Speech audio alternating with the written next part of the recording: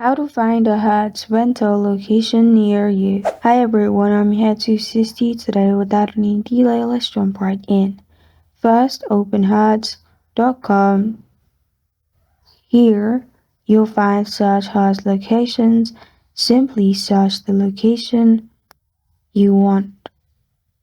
Then, you'll find all these rental locations available. Scroll down, select the one you prefer.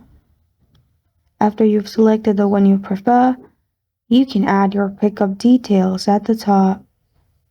By clicking on it, select date and select time. Also select drop-off date and drop-off time and press on apply.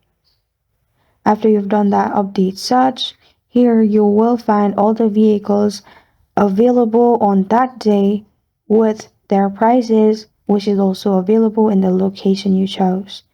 And this is how to find a Hertz rental location near you.